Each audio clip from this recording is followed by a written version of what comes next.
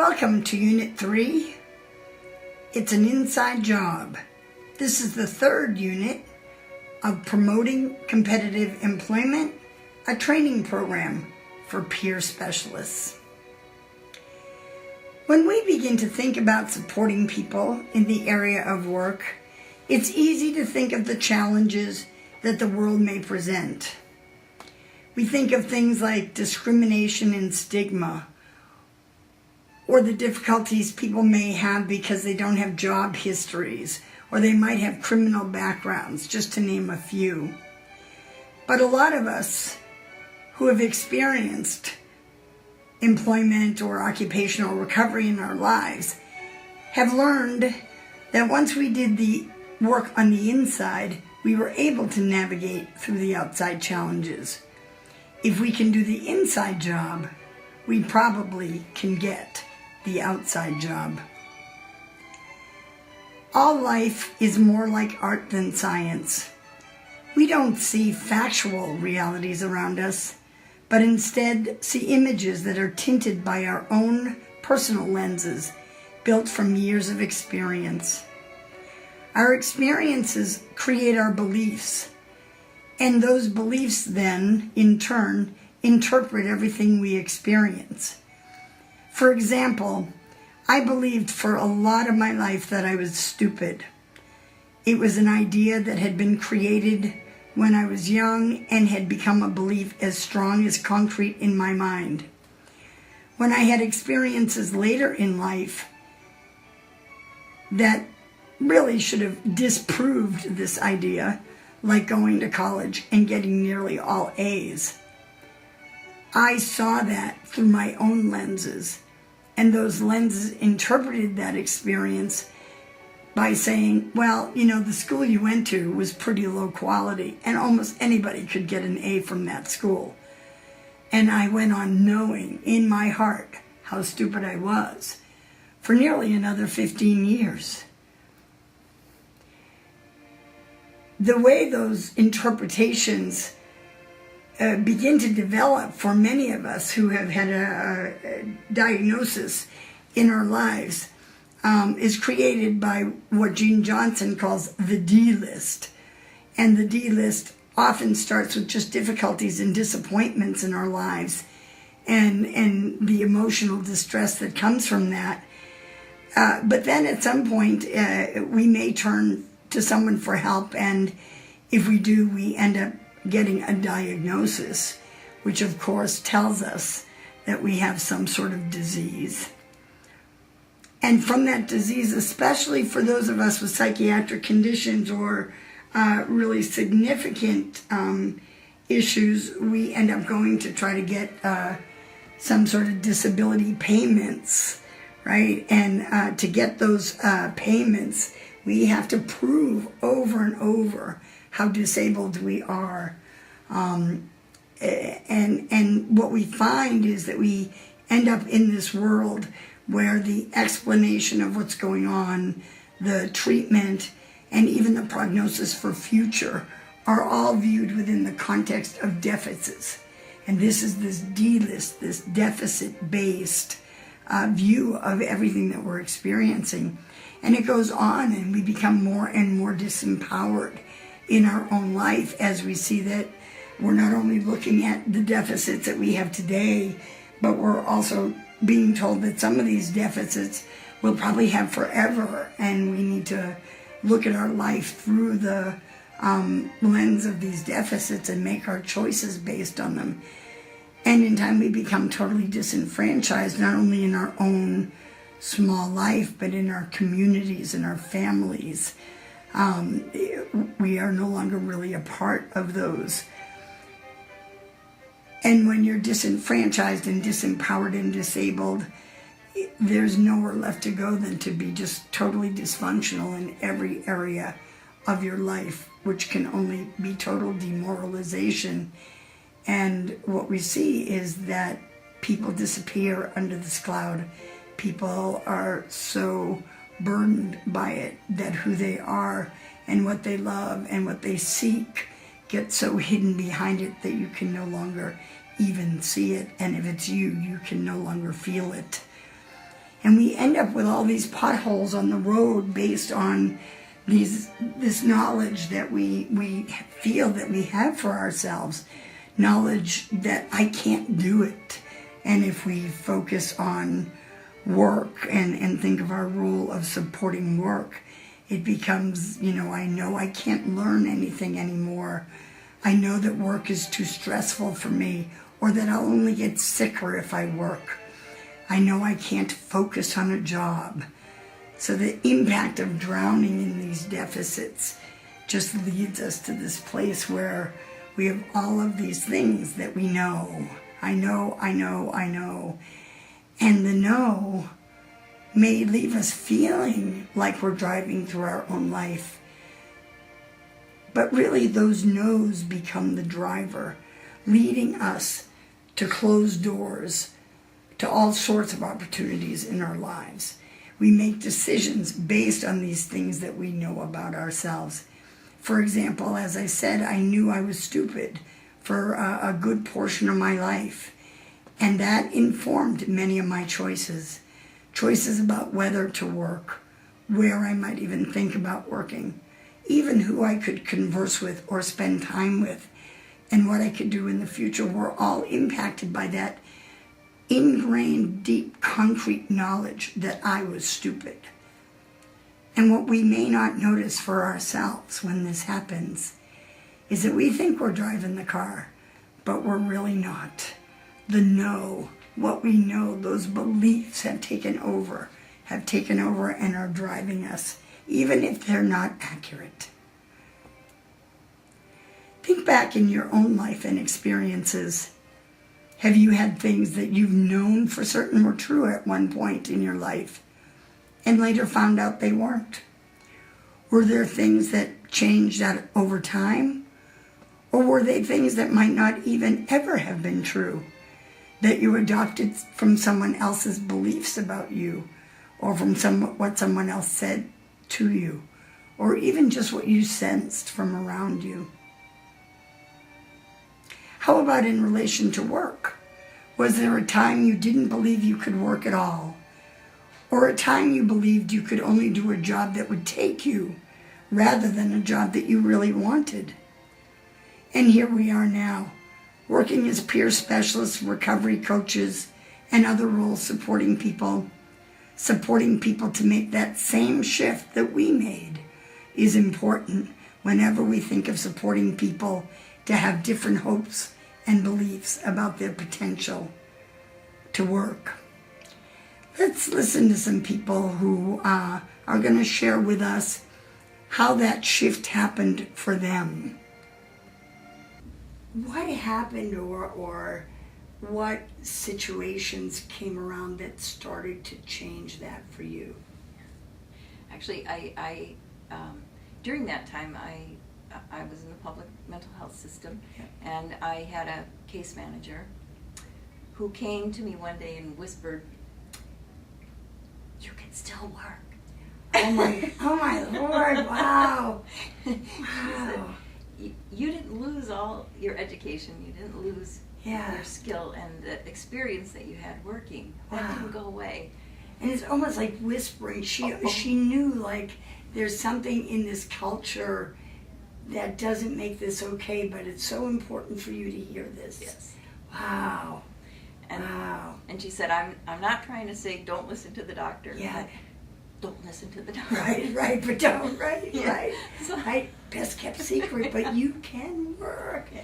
And you know, that's really what this training is about, is to support peers to be out there starting the buzz of, this may be the best kept secret in town, but you know something, you can work, and you've just been sort of told something that very well may not be true. Yeah. You can work. Wow.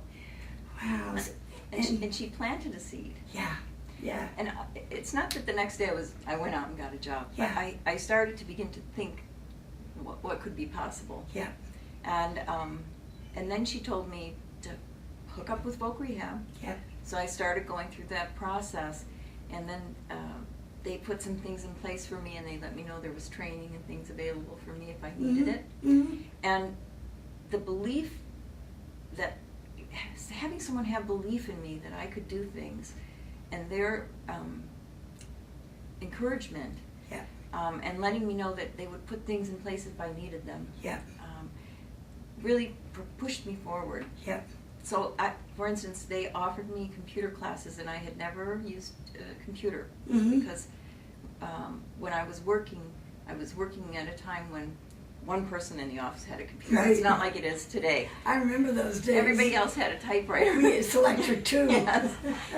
And so, you know, I applied and I got a job, and it was in a school. I helped start a school, and was around kids and doing the creative work of being a teacher, Mhm. and then after that, the case manager came to me again and told me that there was a place that was looking for people who have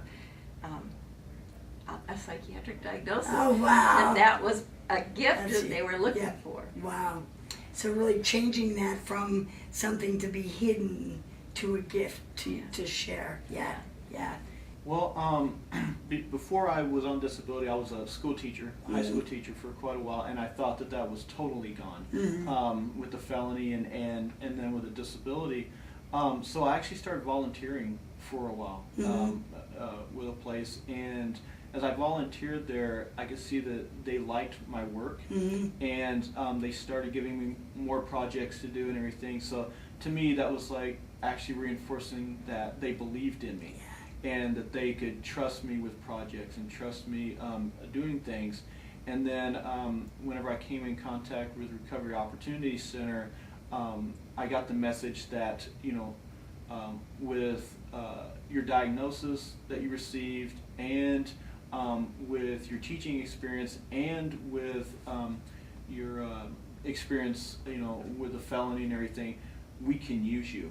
So something that was seen as wrong was then something strong. Right. And so that right there was the biggest paradigm shift, because it's like, you can use me, you can use all the experience, even the experience that's kept me from jobs, and just that sense of empowerment that came from that was amazing. It totally turned me around. Yeah, and that thing that it's like, oh, this is shameful, needs to be hidden. Yes. All of a sudden, it's not just okay. It's like, oh no, that's valuable. That's what we want. Right, Yeah, exactly. yeah, exactly. Yes, yeah. yes. Yeah, I want to go back though to that place of just deciding to volunteer, because that's such a big step from, you know, I can't do anything to, I'm going to go out and volunteer. What sort of led you to take that step? Well, the place I volunteered at was a place where they help advocate for individuals who have psychiatric diagnoses. You know, and so it was something that I believed in. Yep. So I went down there and I was just talking to them about information and everything, and it looked like they were pretty short-staffed. Yep. And so I asked them if there'd be a volunteer opportunity, and they took me up on that real quick. Yep. And so it started out at just 2 hours a week, and moved to 10 to 20 to 30 to 40, you know, over time. And so just you know, just going down there about something that I was passionate about and that I cared about, and then just asking the simple question, you know, could I volunteer here? Yeah. And then they took it from there. Right. You know? So reconnecting to a place of passion. Absolutely. Right. And yes. then having sort of just enough self-advocacy to ask the question. Exactly. Yeah. And one thing I love about volunteering is that, you know, I'm not applying for a job, so I can go and volunteer in some place where there's something I'm passionate about. So I'm like, well, I can't work there because I don't have this background, but volunteering, then they can use me. And most places love their volunteers. You know? Yeah. And it was also a way to get rid of or get out of the picture those things that you're worried about. You know, Absolutely. I can't work because of this, I can't work because of that. Yes. And that's how the doors begin to open. Yes, Yeah. and then I find out later on I can actually put that on a resume. I volunteered there, and it sounds so simple, but just even the idea of just packing a lunch and going to volunteer and eating lunch in a cafeteria with everyone that worked there was very empowering. Yeah. You know, to get me at least back in the workplace, Yeah. even though I was a volunteer. Yeah, and that place of belonging Yes. somewhere. I remember that when I first started again, and it was that same thing. There was like a sense of self-esteem and pride about myself, Right, you know. yes. And I also started as a volunteer Right, yeah. with no expectations, and yeah. Well, I had lost hope. I had Yeah. lost, I felt like I didn't have any personal qualities or strengths anymore. Yeah. Yeah. Had no identity and just had lost self-worth. Yeah, Things like that. I know for me, I really took on that identity of being sort of the mental patient or the disabled person. It sounds like that's a lot of what your Mhm. experience was too. Yeah, Yes. we give up that identity of anything more than that. Yeah. What happened, or what was sort of the series of events or that came along that started to change that for you? I had been involved in Voc rehab, Yep. and I was hoping to maybe go back to college. Yep. And my Voc rehab specialist thought that peer support field would be the best thing for me. And I disagreed with her, Yep. Yeah. but I decided to come to Recovery Innovations and take the RAP class. Yep. And instantly I was given some hope Yep. that recovery was possible, Yeah. and eventually enrolled in the peer employment training program. Yep. Everybody has hard days when Right. they're at work. Right. And I think that there's some kind of misconception that people have that everybody else feels really good when they go to work. But Right. the fact of the matter is, everybody has good days and bad days, just like you're saying. That's so, right. when I first started, if I can just share a little story. Please do. Yeah. I was still, I was still connected to that part of myself that was a patient. Yeah. And I had been in therapy before work because I was trying to do it in the morning so I didn't break up my day. Mm-hmm. And I had some big feelings in there because we were talking about hard stuff. Yeah. And I started to cry. And sort of everyone around me went back into relating to me as a patient because that's how they knew me. Right. And so I started to really connect to that part of myself that was a patient. And they said, you can't work like this. And I said, I can't work like this. Mm-hmm. And so I called in and I said, I can't come in today. I'm really having a hard day. And my supervisor at the time said, okay, well, take care of yourself, use your wrap, and come in tomorrow. And I said, okay. But then she called me back and she said, well, I really need you today. Mm-hmm. So do you think you could come in and we'll just see how it goes? Well, and I was still really, okay. And I was kind of angry. Yeah. She knows that. And I was like, I have a right to be ill, Right. Yeah. so to speak, Yeah, yeah. a right to my symptoms.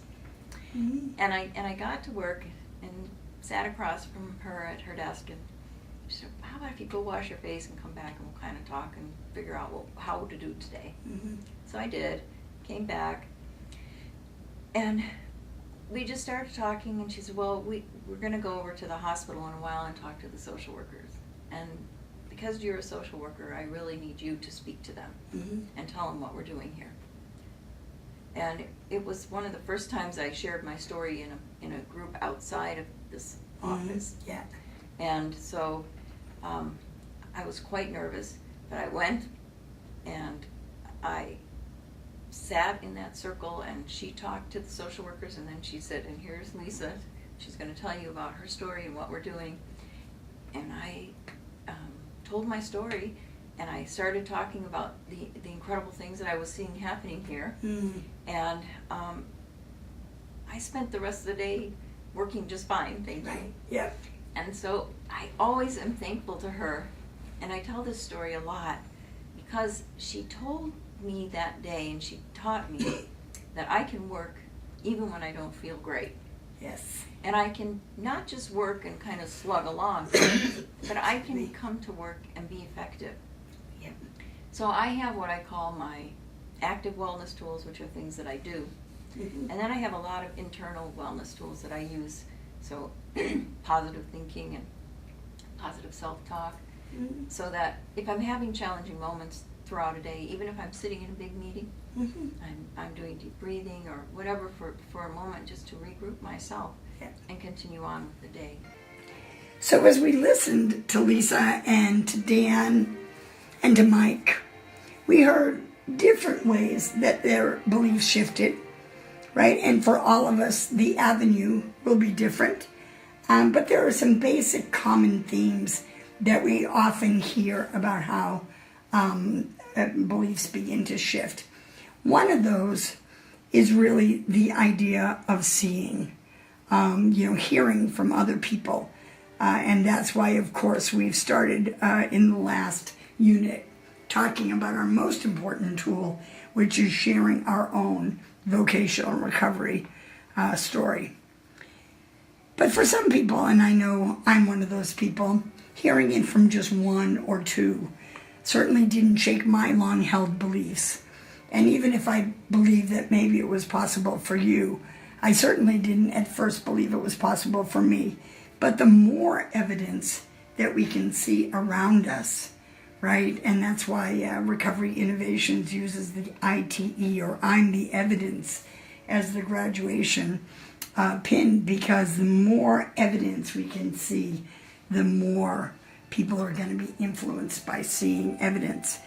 So as we think about our work supporting people, we want to think about how can we present situations where they're really exposed to many stories of people working who have had their own lived experience, whether that be in where we work, that there's a lot of people that are coming out and disclosing in the work world, whether we think of activities in the community that involve a lot of people that have lived experience who are working, whether it's bringing in videos of people that are working, however we can think to do it, brainstorming all the ways to keep exposing people to the idea that many, many, many people in many places from many different backgrounds are experiencing vocational recovery.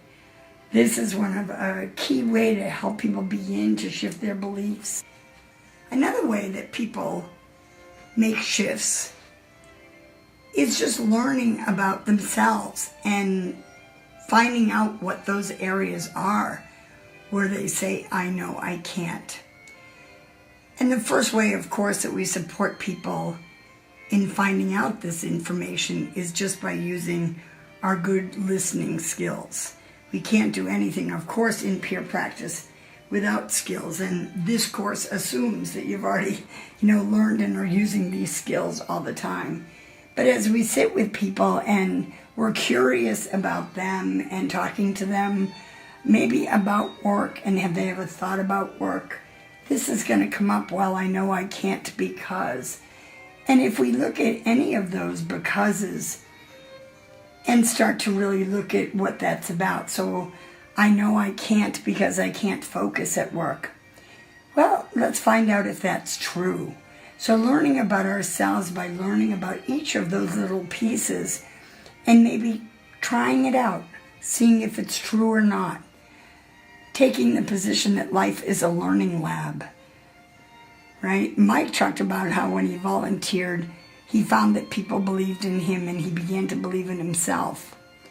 When I started volunteering, I found out things like I could actually go to what was, and I'll use my term at the time, a normal place, and first of all, not be seen as a mental patient, which was amazing to me because I felt like I walked around with a neon sign, because that had been my identity for so long.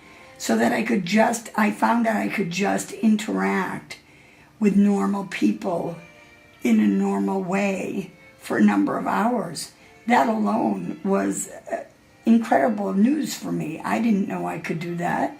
I found out I could show up when I was supposed to every week on time, and I could prepare in advance, and I could have phone calls with the person I was teaching with and stay focused on what we were going to do, and I could sit in the classroom and stay in the classroom, and it wasn't a tedious thing where I was having an anxiety attack and was going to have to run out of the room. All of these little pieces of things I was learning that were all challenging those I can'ts that I carried with me. And so any way that we can sit down and talk with people and think through what are those areas of I can'ts, and does it feel useful to, let's see if that's really true today. And I know when I'm supporting people, I try to really validate where they're at, and at the same time open the door and just ask them, I don't know, do you think it'd be a good idea to see if that's still true? I don't know the answer, but it might not be anymore. It might be something from the past. I don't know, what do you think? So by presenting it in that way where the person doesn't feel like we're telling them they should, or really brings us back to that place of mutuality, which is what we're all about as a peer, and just being curious about, well, do you think there is any way to change that? Or what have you thought about in the past about seeing about it? Any kind of just basic sitting over coffee and conversation ways of just giving people the opportunity to test one little piece. That's all, one little piece and then another. I know in my experience, once I started breaking down those little pieces, then they really all started going fast, because it was almost like, wait a minute, if this one isn't true and that one isn't true, then I'm guessing a lot more of them aren't true. So it really started sort of a domino effect. So when we can give people that opportunity to have the experience in the way that feels safe for them, that feels useful for them, and feels supported to them, it opens many, many doors. And that's a lot of the inside work that we think about when we say it's an inside job.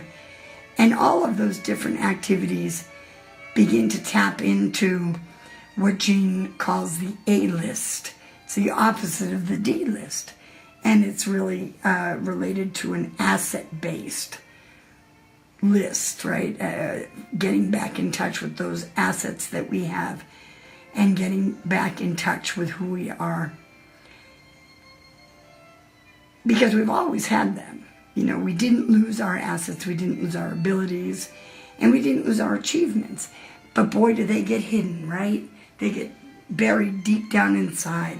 And so these little experiences that together in partnership with someone we think about might be a good idea gives a chance for all of these pieces to come back to the surface, remind us that all of us are there. And as we can see in this graphic, the person grows back to that place of their autonomous self again, which I know was certainly true for me, that with every little asset or every little ability I tapped into, it just grew exponentially, and I grew exponentially along that journey of vocational recovery. It's important to remember that what we're talking about here is not something that we do if somebody says they want to go to work. This is something that we do to support people who don't believe that they can work or do anything of meaning. That's where this idea of a learning lab, of volunteering, or of just doing things side by side. It might be, let's go do this, and pointing out, wow, I know you told me you couldn't do this thing, but I just saw you do a piece of that. Any kind of experience we can create, either in partnership or point out as we're with people, helps to break that down. Another core piece of how we make the shift is, of course, having people that believe in us. And I think it's one of the most important. Lisa shared in her story how important it was having someone believe in her, having that case manager who almost whispered in her that she knew she could work. And that was so important for her. Like me, for Lisa, work was very vital, and having someone believe she could planted the seed that made all the difference. So as we look back on this unit, what we think about a lot here is that many of us have had to do inside work that's critical before we really go and do that outside work, finding a job, thinking about careers and all of that. Our beliefs about ourselves can close so many doors to a meaningful future that if we're working from the place of the old set of what we know about ourselves that really says, no, I can't do it, then our choices are going to be way too limited. So we want to work on opening those doors first. As peer supports, we can provide the messages of hope for work by expanding the number of stories and experiences people hear about recovery in work. And we can also support shifting beliefs by brainstorming activities with people that can serve as learning labs to dispute, perhaps, some of those ideas of what they can't do. And most important, we can let people know that we believe in them and that others believe in them and that the journey just starts here and takes a step at a time. In our next session, we'll be talking about finding meaning and purpose and how we go to really beginning to choose what directions we might want to go and how do we begin to get there. Hope to see you then. Thanks. Bye-bye.